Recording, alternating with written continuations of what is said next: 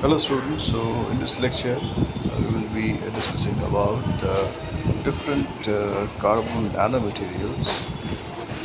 And we know that the carbon nanotropes are the graphite and diamond. Graphite is mainly the sp2 hybridized carbon, and graphite is mainly the sp3 hybridized carbon. Apart from that, we do have something called an amorphous carbon, which consists of different hybridized carbon, different types of hybridized carbon. Now, coming to the nanomaterials, spirulene, which is the buckyball or C60, is the first ever nanomaterial. And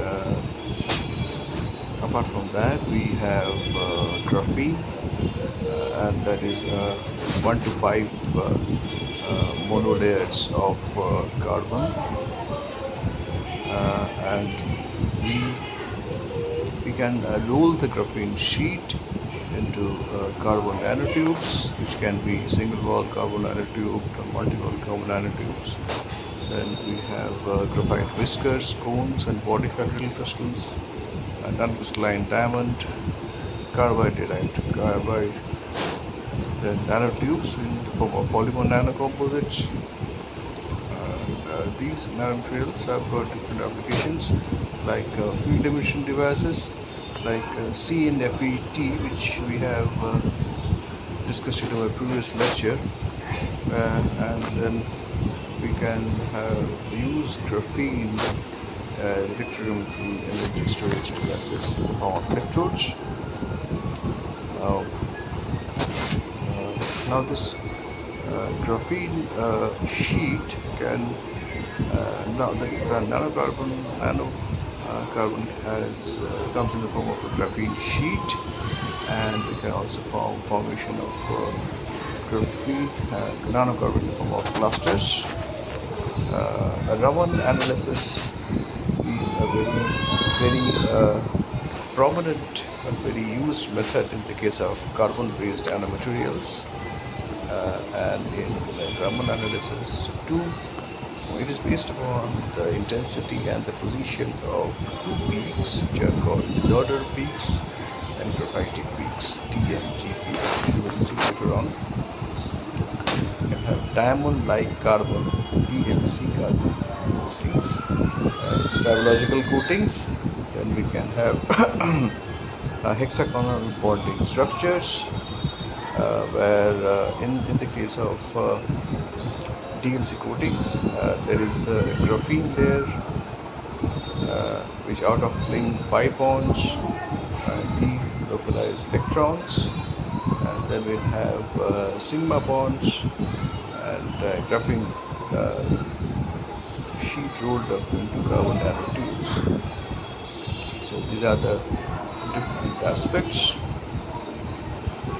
of these carbon materials.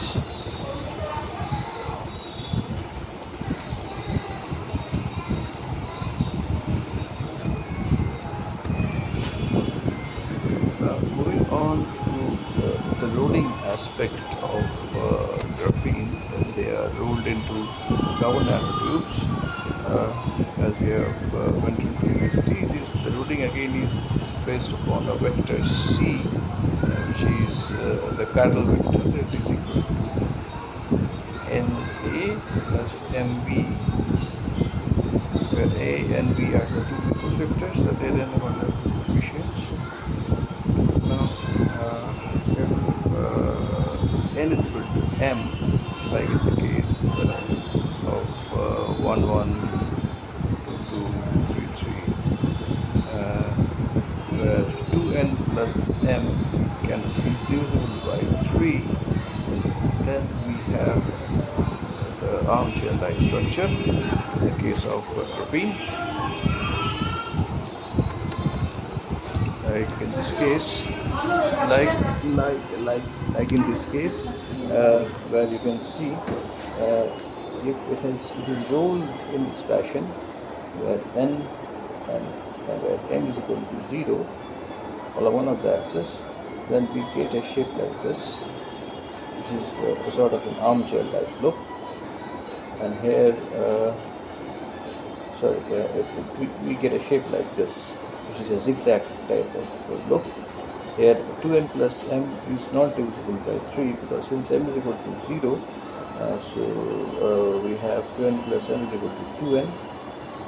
So all the 2n plus m are either 2, 4 and 6 for n 1 and 2, and numbers are 1, 0, 2, 0 and 3, 0.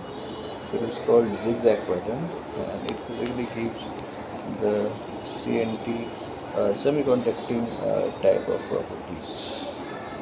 However, if we roll it in this direction diagonally, that n and m are equal, we get an armchair type of look, where 2n plus m is multiple of 3, 3, 6, 9, and we get the metallic structure here. This we have already discussed previously. Now, this graphene can be used as electrode materials in lithium-ion batteries in the form of graphene oxide, which reduced graphene oxide in some cases, and where which is chemically synthesized by a method called Howard's method.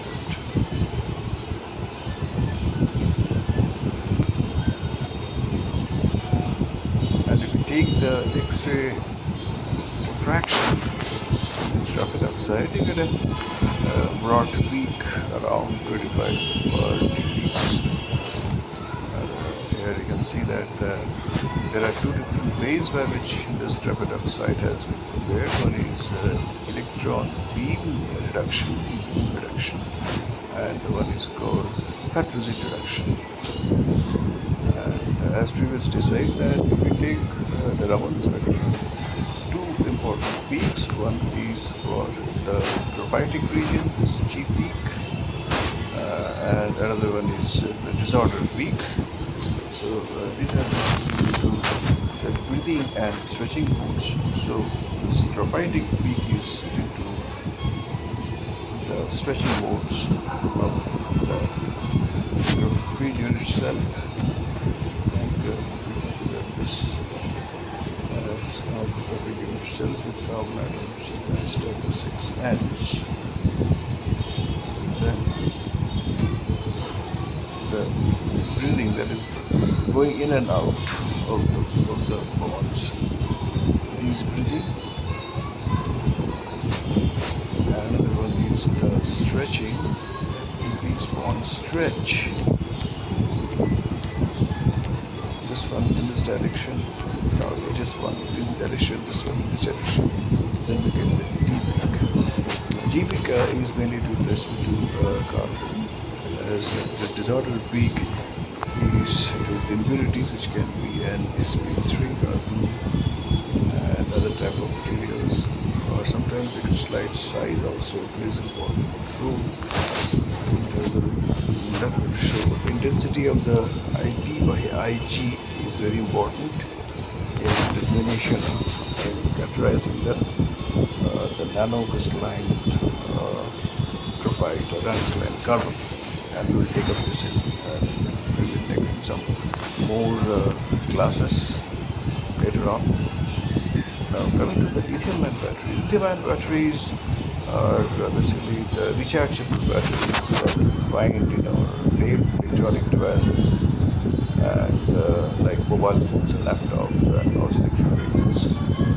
Now these batteries are basically, they give a voltage of 3.5 to 4 volts, and they are made up of anode and cathode. Like LiC6 is one of the anodes, and there is a transfer of lithium ions between the anode and the cathode, like in this case HLi606 cathode.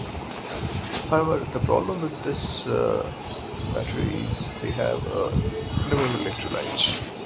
So there has been always an urge to look for alternative cathode materials, and the cell voltages can be varied by selection of the type of cathode materials that we are using.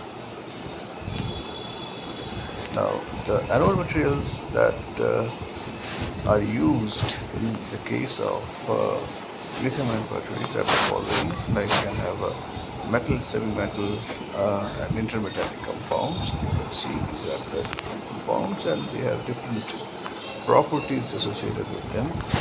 Then we can use different metal oxides, with lithium metal oxide, which have a spindle structure, and also they have some good specific capacitance like 175 mAh by G and all, very high weight capability.